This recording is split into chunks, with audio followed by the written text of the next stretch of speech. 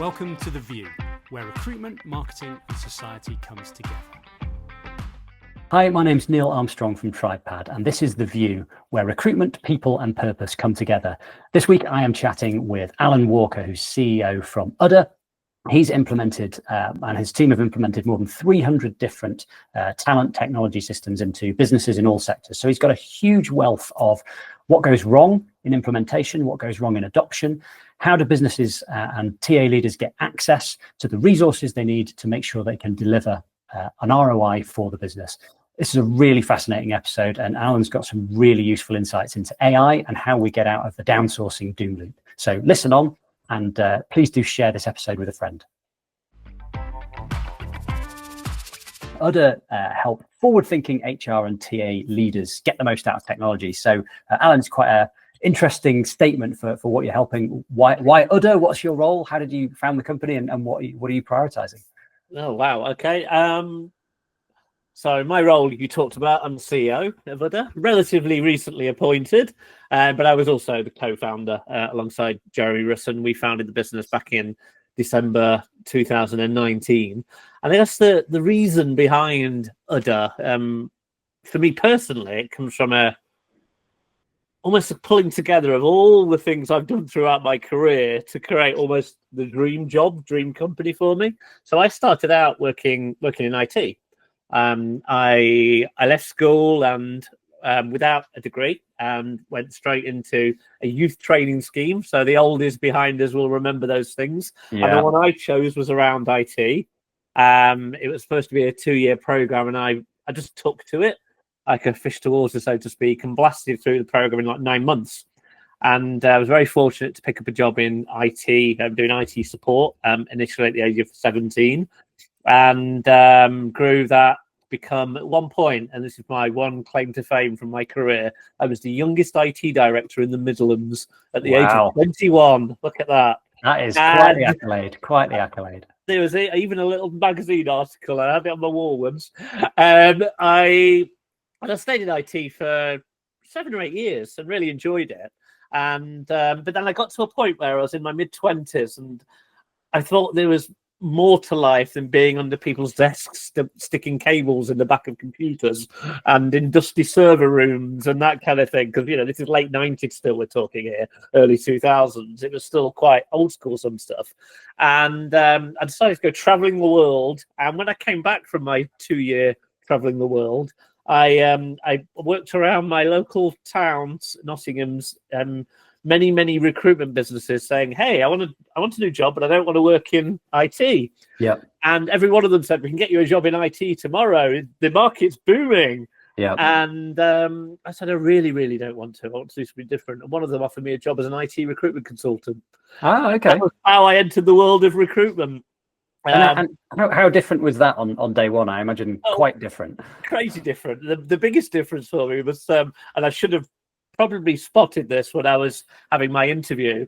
I walked in on my first day, and I was the first IT recruiter for them. They'd mainly done blue collar recruiting before that, so it was their foray into technical recruiting. And they showed me to my desk, and they sat me down at my desk, and there wasn't a computer on my desk. And I was like, what's going on here? Is this arriving tomorrow? Is there going to be a laptop coming? Oh no, we don't give our consultants computers here. Everyone has a box with all of the candidates in one box and all of the potential clients in another. Oh my God. And I was like, wait a second, this is a new desk, so I have none of either. They were like, no, here are your 2 empty boxes. How fun. And that was when I first entered the world of recruitment technology, because I said to them, I'm not going to last more than 2 weeks if I have to do everything manually on paper. I'm going to build you a CRM. Yeah, and I did. This 2003, 2004, I built them a first recruitment CRM using Microsoft Access. And they went from having no computers to every desk in the office having computers on, and them all using this CRM that I knocked up in Access in about 3 or 4 hours. So it changed their world. They must have thought you walked on water. You're just this young guy who strides in and just takes over the place and brings electricity to the heathens. It felt a bit like that. Literally, they were relatively small, but out of an office of 10, there was one person with a computer, and that was the person doing all the payroll for the blue collar factory workers that they had as temps. So it was madness, and it literally changed things overnight. They changed how they marketed, how they attracted, how they obviously kept track of related conversations and things like that. Everything just stepped up a level, and it was a game changer for them. I then moved on from them to another recruitment business that I eventually became the managing director of. They were a little bit more evolved when I joined. The tech they were using was a little bit antiquated, so we went through a cycle of improving that and updating that. And then I left that recruitment business to join Pearson, the big global education business, where I ended up as their director of talent acquisition. So looking after all their hiring outside of the US and all their tech hiring globally. And there we took them through a process of selecting an ATS for an organization of 40,000 people, and I was involved in the implementation of that as well. So I carried on doing the tech thing by proxy. I kind of knew my stuff because of my early career, but all the way along the way, I was learning about how it could be applied in the world of HR and talent and recruitment, etc. So then when I finally left Pearson, I decided I was going to do my own thing without really knowing what that thing was going to be exactly. I found myself doing lots of interim TA consulting work, and almost every single one of them involved tech in some way, shape or form to solve a problem. So I eventually made the decision to go, why don't I just tell everybody that I'm the TA tech guy and I can help them with their TA tech problems. And that was where Udder came from, and how Udder was born to a certain degree. It's a stupid name, but what we were doing. we'll come back to the name in a second, but it strikes me you've had a couple of sort of interesting decisions there. You've had the come back from traveling, don't want to be in IT, want to be in recruitment sort of sliding door moment. Oh, I don't know about want to be in recruitment. Just didn't want to be in IT, but ended up being in recruitment. Okay, and then you've had a get out of agency world and move in-house with Pearson. What was there anything particular prompted that? Yeah, I'd done really well in the agency world, and it was 10, 11 years that I was in that space for. But it felt like I'd worked my way up in my second. I only worked for two companies. The second company, I worked my way up to MD. Wasn't my business. I had no shares in it, so I was building a business for somebody else who's still very close to me, and we still speak. But I was always doing it for someone else. And it felt to a certain degree like my growth trajectory in that world was, can I add some zeros to the bottom line, rather than me learning new things and pushing boundaries and expanding my own horizons and adding to my own skill set. So going in-house to become to work in talent acquisition felt like a natural place to go and learn more about the world of recruitment and the world of TA, and to stretch myself really and to challenge myself. So that was what drove me to go and look at that world and see what it was like. And it gave me also the opportunity to go from working for companies that were predominantly focused on the UK to working in a global organisation and the challenges that come with that. And also working for a big enterprise, which up to that point I'd never really done. And now it's a complete change. You know, you've gone from working for global enterprise to you've basically invented your dream job where you get to sit on awards panels, present at all sorts of festivals, do podcasts, and create with Jeremy your own company. That sounds like a pretty exciting move. And definitely the latter bit of that, the company bit, is the bit that excites me the most. I like going to the award. I like doing the awards. I like going to events. Don't get me wrong. But what I really enjoy is the work. Is building a great team, which we've got at Udder. My colleagues are, frankly, incredible. They're so smart. They're fun to work with. They challenge us every single day. But as importantly, the work we're doing is rewarding. You know, we're helping HR and TA leaders do some really cool stuff with tech. Which is why we set the business up in the first place. So let's dig into that. We said we'd come back to the name. Why Udder, and what is it? Give us an idea of what Udder is these days. I know it's moved on a long way from just you and Jeremy. And it's an international force to be reckoned with. We have become so. I don't think I ever thought it was going to go this way, but we split our work. So what do we do? It's probably a quick one to answer. We loosely put our work into two buckets, what we call thinking work and doing work. So on the thinking side, it's about helping HR leaders understand where they're at from a HR tech perspective. So what's working, what isn't, what can be improved, where are the opportunities, etc. Helping them understand the art of the possible in the context of their organization. So not everyone's Google. Not everyone wants to be Google. It's thinking about their context. So given their budgetary constraints, their appetite to be leaders, or not, they might be happy being followers, their resource constraints, etc. What's their art of the possible? What can they achieve? What's their best possible HR tech landscape look like? And then helping them kind of communicate that to the wider business and get sign off, whether that's through business case development, writing a strategy, whatever it might be, but getting all the way up to we've done all the thinking now, we're ready to do something. And then we flip over into the doing work. So that's about us helping those leaders that we may have helped develop their strategy, or they may have done it themselves, actually deliver against it. So it could be work to go to market and select new technology, if that's part of what they're looking to do. It could be optimizing what they've already got. Often, and this still makes up 60 or 70% of the work we do, it's helping HR leaders to implement technology that they've chosen. So they may well have chosen a TribePad or another ATS or a HRIS or an LMS, whatever it might be.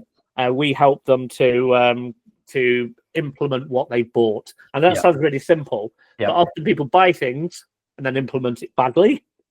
We help them implement it well. So what they bought is actually what they get, because most of the time when there's a delta between those two, it's not a bad buying decision. It's not down to how the vendor have supported that client. It's often down to the HR leader making the wrong decisions or taking too long to do stuff in terms of the implementation journey, and not realizing the true benefit and value of the system because they've made a few missteps along the way. And it's about us helping them not make those mistakes, really. And I guess that comes from the fact that, even if you're a really experienced TA leader and perhaps you've worked in 6-8 different organizations, you might have implemented 3-4 different, big platforms and consider yourself experienced.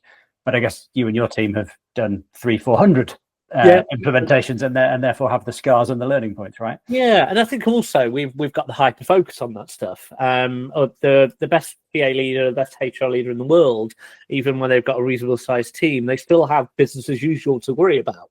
And as HR and TA feel the pinch more and more, they don't have people knocking around looking for a project to do. Everyone's running at max capacity. So having someone who can come in and be hyper focused on the implementation of their tech with no other distractions, their only goal is to make sure that the client is implementing the technology as well as possible and that they're getting value as soon as possible. That's a massive win, without a doubt. I mean, it feels like it's an open door to push on as well. I mean, I quite often sort of think of the Microsoft Excel example where everybody can open a spreadsheet. Most people can use basic formulas. I still see a few people who literally type the answer into their calculator and then put the total in, and you put your head in your hands again. That's not what a spreadsheet's for.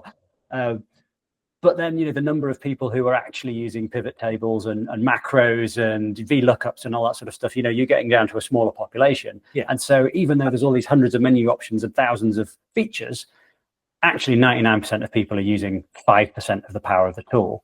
And I'm sure that is the case in the world of TA. We certainly see in the sales process, we'll receive an RFP, which will have 600 functional questions. It'll have 400 non-functional questions. They'll describe all these really vital use cases.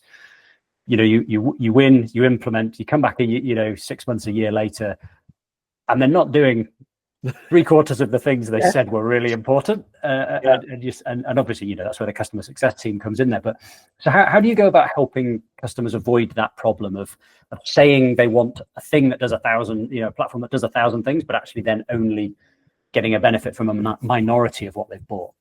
I think it goes back to that very early discovery work we do, I guess, actually really helping them understand the journey they're going to have to go on, for starters, from where they are now to what they may see as their vision. We're going to do all of these wonderful, wonderful things, but helping them understand how they get there, because Yeah. it's not as simple as just buying a new bit of tech with all of those features. There's still a journey that you have to go through as an organization in terms of there might be process changes, there might be people changes, there might be changes to your total operating model. And it's understanding all of those before just kind of diving in and going, hey, we've got the tech, so we can do everything we need now. Yeah. And one thing we really like to do is make sure that TA leaders think about things in an iterative way. It's okay to actually start using only 30-40% of a platform, as long as you have a plan to move up to 80-90 over time. So you can go down the old MVP route and go, okay, this is our 30 or 40%, but by month 3 we're going to be up to 60, by month 9 we're going to be up to 80, and by month 12 we might be up to something like 90-95% of the features of the platform. It doesn't have to be all overnight instantaneously, but it's about having a plan for that, rather than to your point, rather than buying this very nice system and then half the features sitting on the fence or sitting on the shelf, gathering dust. It's about making sure you do get the value out of it. But again, sometimes people go shopping with the wrong shopping list. Is often the case. And I'd say that's slightly better than not going without a shopping list at all, because they definitely buy the wrong thing. Why does that happen? What's going wrong in the process there that they're going out to market with the wrong shopping list? With the wrong shopping list? Yeah.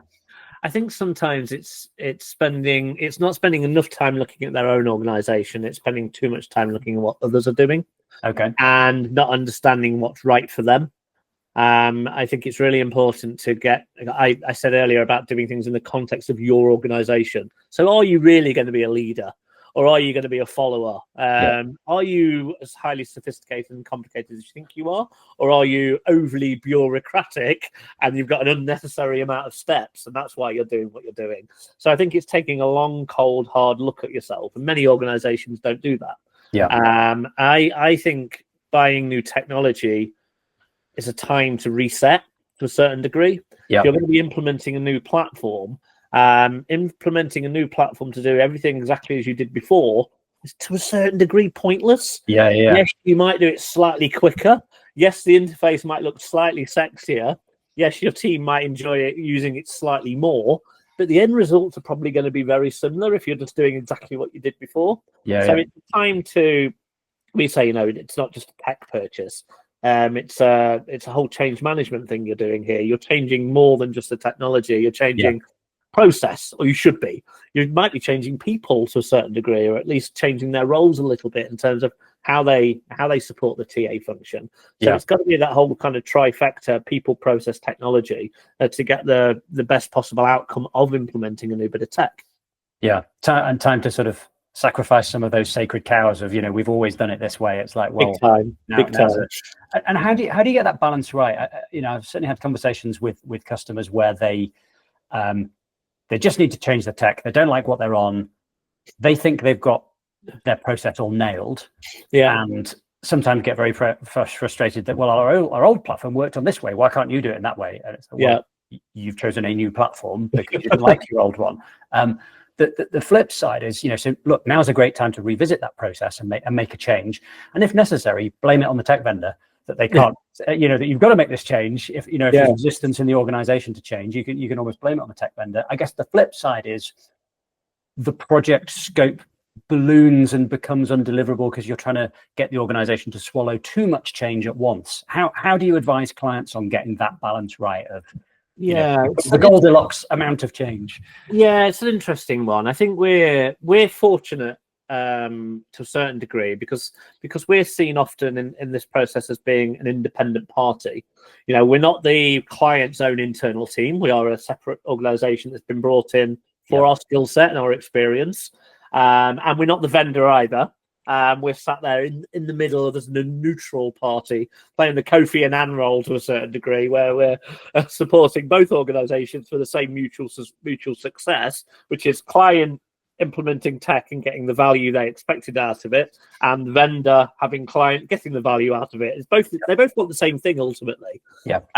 So we can come at things sometimes a little bit more assertively, and we can be seen and I'm never, not even in any way, shape, or form supposing that a vendor is disingenuous, but because we aren't saying, "Oh, this is how our tech works," we're coming at it from a very much a point of neutrality, and we're absolutely saying this is what the best people are doing in terms of how they're doing this stuff, and we can lean into examples of 300 different TA leaders using 7 or 8 different ATSs, and they're doing it this way because it's the best way, regardless of your platform.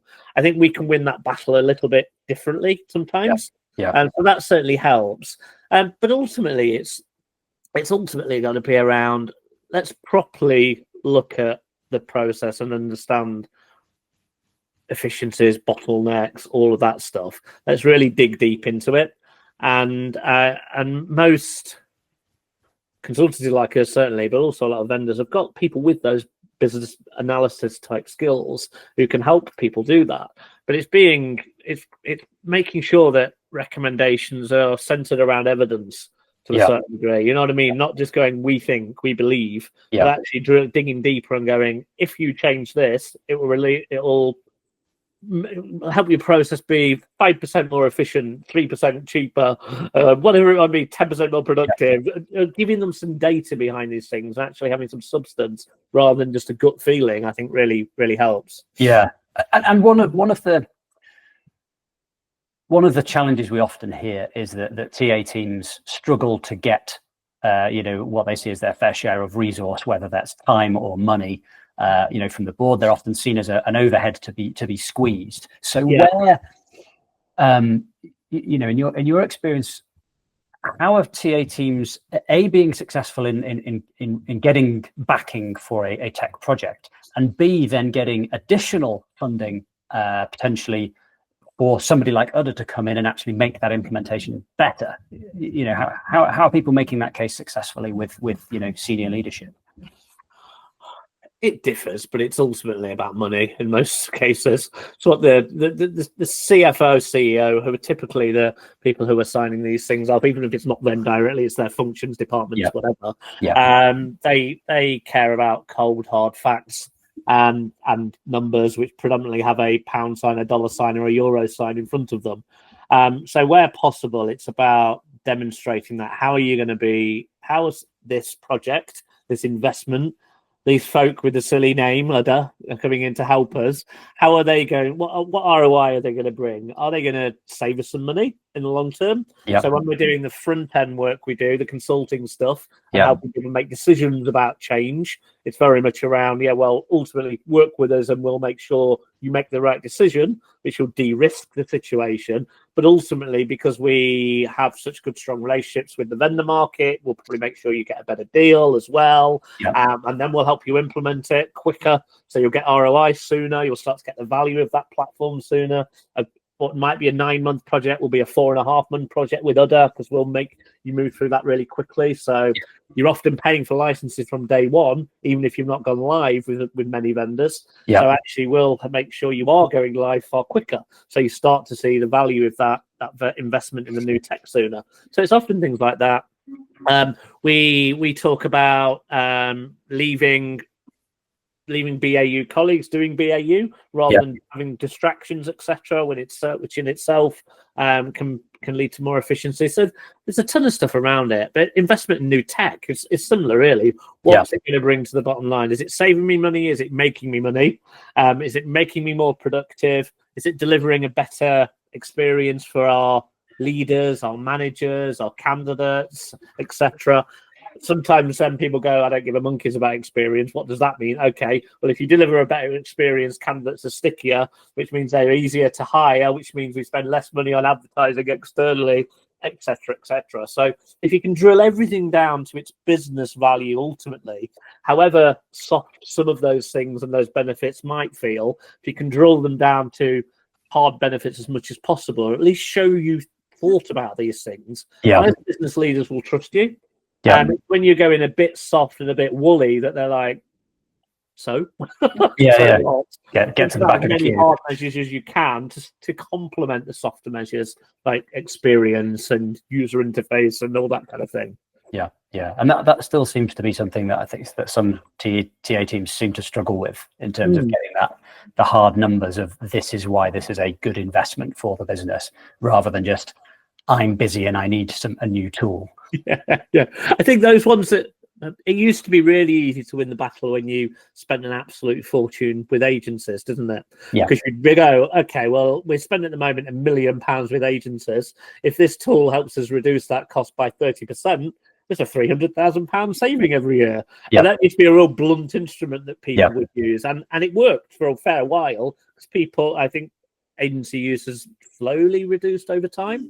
But you can only get away with that a few times to a certain degree. If the last TA leader before you were appointed in the organisation used that and didn't deliver that kind of result, then the CFO are going to go, hey, wait a second, I was told this before when we chose platform A, now we're choosing platform B, and I'm being told the same again. So you can look for those other things like things like efficiency, maybe headcount reduction. That's another one that people will look at. And not necessarily what everybody wants to hear, but it's a stark reality. If you are being more efficient, if you are doing things with less resources, then something has got to give. Otherwise, to a certain degree, what's the point?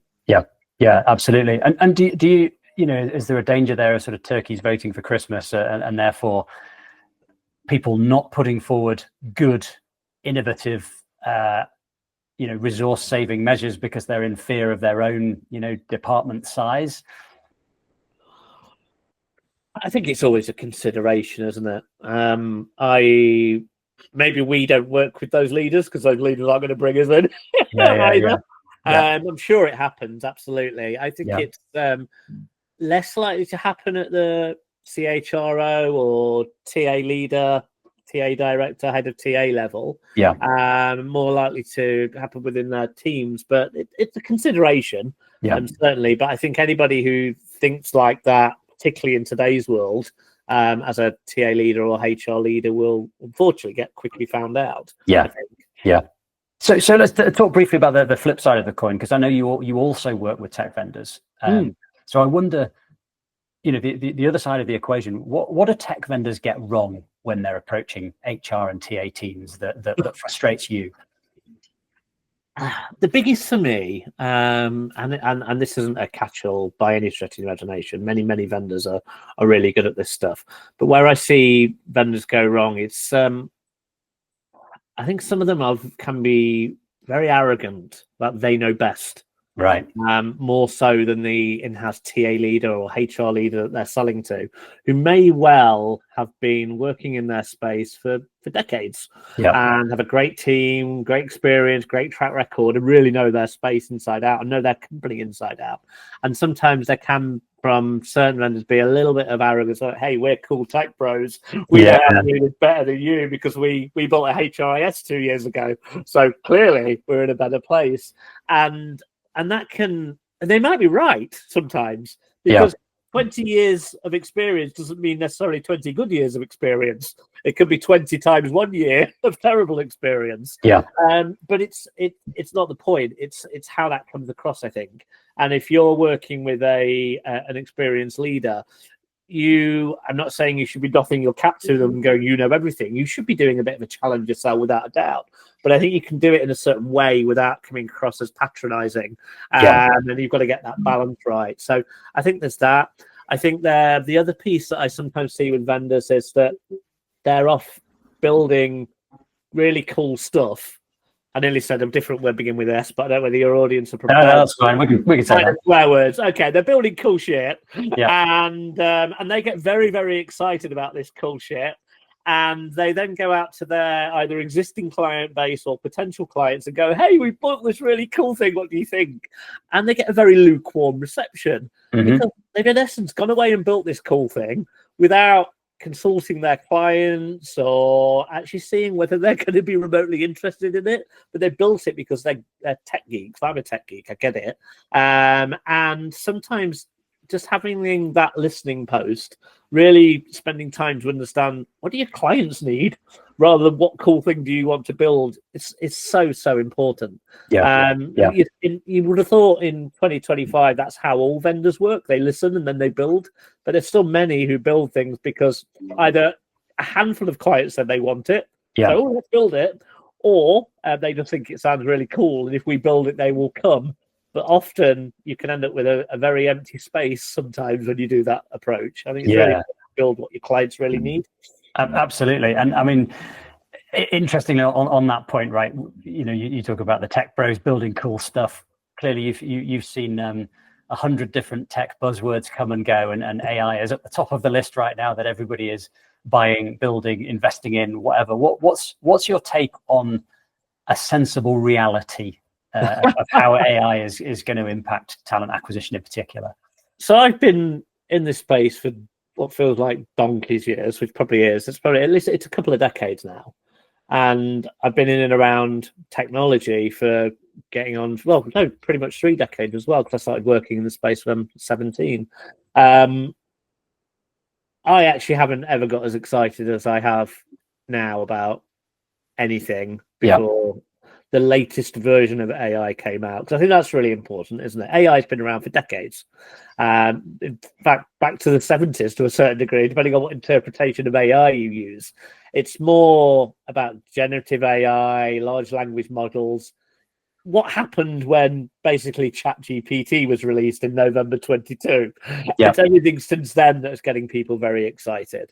And even from the most basic of use cases that almost every man and his dog is using it for now in recruitment, writing ads, writing job descriptions, writing CVs if you're on the other side of the fence. So it's very, very basic one-to-one things through to using, building really complex agentic, multi-agent systems where you have different versions of AI looking after different parts of the recruitment process. So one might be screening, one might be writing adverts, one might be making decisions about where to place adverts using programmatic advertising, another might be scheduling interviews, another might be helping with the whole offer management piece, and then above that you've got some kind of coordination layer bringing it all together.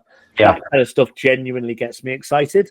And I think I spend more time nowadays in groups about general technology than I do about HR technology, because I think we are as an industry often a little bit behind what the folks in sales are doing, what the folk in ops are doing, and logistics and all that kind of thing. So we've got a lot to learn. And we're certainly behind what the folks in artificial intelligence are doing. And some of the stuff they're talking about in terms of capability, yes, there's a little bit of smoke and mirrors with some of this stuff, and they've got to market their own products. But if you drill past that and talk to genuine techies in that space about the art of the possible with AI, it's mind-blowing. So like really, really cool stuff. And that opens up other kind of worms. What does that mean to TA in 5 years' time? What's the impact going to be? And it's exciting. I wonder. I mean, you said there that the HR teams might not be sort of as fast to adopt or use some of this stuff. I wonder if that is perhaps along with finance. They're more conservative, compliance-led functions where truth is sort of critical, and legislation and accuracy, and therefore there's less entrepreneurial sort of. I mean, we're still a small business, right? We got 60 staff, and we often talk about well, look, let's be a little bit pirate here. There's only 60 of us. We don't have to go and ask the corporate lawyer for permission to do something. Let's just crack on and see if it works. Whereas perhaps that attitude and avenue is perhaps less available to HR and to some extent TA people who I think perhaps have more constraints. I think that's fair, but I think just over time there's, I was going to say pockets, but there's been really large populations of HR folk who are behind the curve, full stop. We are still and no criticism, because we actually love working with people who are in this space. We're still working with HR teams in companies that are pushing 1,000 people sometimes, that are running HR on spreadsheets. And that in 2025 is pretty scary. And actually, I would argue there that's not risk aversion, because the risk of running your business on spreadsheets is way higher than it is running it on a simple HRIS, for example. So we're taking what are reasonably well developed organisations through a journey that they should have gone on back in 2005, never mind in 2025. And I think you've got versions of that all the way through the kind of adoption curve to a certain degree. Yeah. People are, this is our way, this is what we understand, this is what we're comfortable with. But I think the risk of having that mindset is that CEOs are getting the whole AI thing from every single angle at the moment. Yeah. From their customers, from their shareholders, from the markets, etc. They're being told, you've got to do this, you've got to do this, you've got to do this. So they're pushing that down to their organizations. So if their CFO is on board, their COO is on board, their chief revenue officer is on board, and they're doing what they best can with AI within their own functions, and the CTO, of course. If the CHRO is pushing back because, oh no, this is a bit scary, right? Might make a mistake. Yeah. CEOs will look for a CHRO who won't push back potentially. Yeah. And will embrace that change and will make that transformation. Yeah. There's ways of doing all of this stuff in a safe way, and there's ways of we haven't gone to market with this, but we're as a service as such, but we are about to. But we're finding 30-40% of the projects we're doing now are helping HR folk to navigate AI. Yeah. And the biggest part is the helping them cut through all of the BS, because there's so much of it. It's unreal. No it really kidding. is. And the other end of that is helping them understand the whole risk profile and how to be compliant and how to do things without making major mistakes from a data security or data privacy perspective. The bit in the middle, the helping them choose technology and then implement it, is exactly the same as what we do with non-AI tech. The bit at the beginning and the end, how do you do it well and properly, and how do you cut through all the noise, because there's so many vendors out there who are releasing AI technology that's basically a wrapper for OpenAI or Anthropic. It's unreal.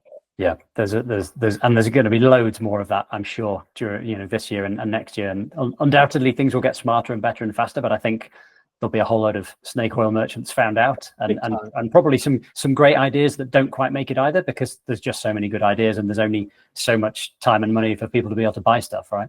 Exactly. So let's come back to the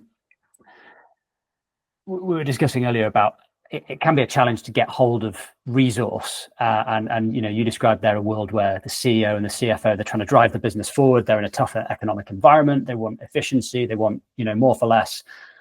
And I mean, certainly the CHRO does not want to be in the position of being the business prevention department and saying no to stuff. But we also see there's loads of data. The ONS have said, I think there's now 30 months in a row of a drop in the number of vacancies in the UK. On TribePad, we put some stats out just after Christmas, where we'd seen nearly a 30% drop in the number of ads being placed, but it was something like a 400% increase in the number of applications per role that was being received. So recruiters seem to be entering this kind of doom loop of do more with less, but there's more to do. Therefore, let's put AI in to battle the AI that the candidates are using. But like, what's your take on that dynamic of a sort of AI versus AI battle, and TA being in the brunt of that war? It's madness to watch to a certain degree. It's and slightly comical. I'm quite into my sci-fi, and the idea of two bots, non-physical at the moment, battling to serve over a job application is hilarious. But it's the reality of the world, isn't it? I think what we've got to do to a certain degree in certain parts of the process is not fight that, let it happen, absolutely. But we do need to we've got to make sure either we maintain or inject the human in the loop still, or some form of mechanism that involves at least one side of that debate being a human, and ideally it's the candidate who is in some way, shape or form assessed, measured, screened, interviewed in a way that only they as a human can do so. Because if you've got two AIs going back and forth on Q&A type thing, which is very, very possible now. If you've got an AI from the candidate side filling in a job application, to a certain degree, I think you've got to accept that's going to happen unless you put up real security barriers to prevent that. But at some point, a human has got to come in, haven't they? Whether it's at the hiring manager interview or a pre-screen with a recruiter or whatever it might be, you've got to inject a human somewhere to make sure that. And that injection, weirdly enough, doesn't necessarily need to be from the hirer's side. It could be injecting the candidate into the process rather than their AI doing donkey work. But it's finding out where that best works in your organisation. But it's a difficult challenge, that doubt. But it's the same way. We aren't still asking people to send in handwritten cover letters, are we? Because we don't really give a monkeys about their handwriting anymore because it's become completely irrelevant. In the same way, we probably don't need to worry about whether a candidate is filling in their own digital application form because, to a certain degree, it's kind of irrelevant. What would be great to know is at least if the AI is doing it on their behalf, the AI has grounded its answers, its responses in the reality of the candidate it's representing, because that's what actually matters. It doesn't matter who wrote it. It matters whether the reality is that it's factual and it's based around that person. Where the risk is when an AI is representing a person falsely and it's just making shit up. And that's when it's a problem. If it's grounded around a real human, so what? Who cares who wrote it if it's still about that person? Yeah, it seems, I agree completely with that. And it just seems so odd that we're in this situation where we see time and again candidates saying, I've applied for 100 jobs and I never hear anything back. We have recruiters swamped, and yet there's the danger of the whole process sort of grinds to a halt and becomes even more onerous because you don't know if the person you're hiring is, it's always been an issue, right? People have lied on their CV and made up references for 50, 100 years. But it seems like that's now happening on steroids. And as the costs of employing people are now higher, national insurance rises and other things that have happened, you can see why employers are putting the brakes on recruitment and why there are hiring freezes and why there's downsizing rounds. And it really feels like it could be a very tough 2025. Yeah, it'd be an interesting one. But actually, I read something, and I'm not as good at quoting stuff that I've seen as you, Neil, unfortunately. But there was something that said company profits over the last 2 or 3 years have not in any way, shape or form decreased. In fact, in many organisations and many industries, they're on the increase in terms of their margins. So really, really interesting, isn't it? It's it feels like the next 5 years is just going to be insane. On that subject, a friend of mine who works at a technology company that I won't name, they basically had an end of year announcement that was December was their year end, and it was we've smashed our revenue targets, we've beaten profit, and now we're having a round of redundancies. And it was like, the share price is at an all-time high. We've smashed all our targets, so we're going to make some redundancies. I was like, what? Yeah, how does that work? Well, there's been a ton of layoffs in the last couple of weeks, hasn't there? With some of the bigger players like Meta have laid a load of people off. Yeah. Then there's the big tech companies just seem to be doing what the hell they want at the moment. Though you and I were exchanging notes on a recent LinkedIn post I put out about Google dropping their DE&I initiatives. Which, that's a whole nother chat that I'd love to have with you as to what the hell happens next on DEI. But that's definitely an area of. And for the audience watching, just in case you're wondering, me and Neil were both aligned. We were both like, "This is ridiculous. Why are they doing this? This is the wrong thing to do." Just so everyone's aware. Absolutely, and I guess Alan, you're now CEO of your own organisation, so you get to decide the culture and you get to decide the behaviour and what's right and what's wrong. How have you navigated that as a founder and now an employer? You had your own company when you were consulting, I'm sure, but now you're running a company with employees and profits and revenues and very different world. How are you finding that? Yeah, I think the culture thing's interesting because it's a little bit like employer brand. You can try and define it, but the reality is the culture is the culture. It is how your people behave rather than how you want them to behave. And you can lead on that. I think that's the most. You can represent your company how you want it to be represented, and you can hope that your team don't steer too far away from that.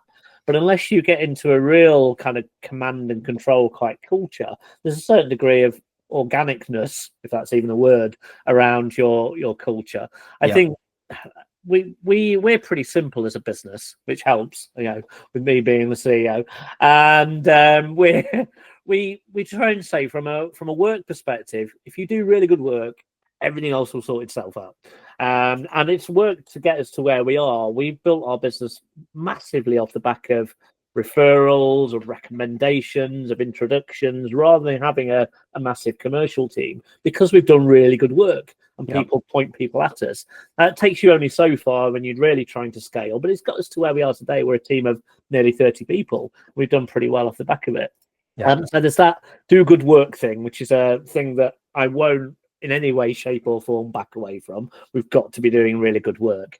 But then beyond that, it's much of our culture really just about being decent human beings and treating people well. And that's treating our team well and treating our employees well and treating our clients well as well. We're super transparent, and we always have been, both internally with our team.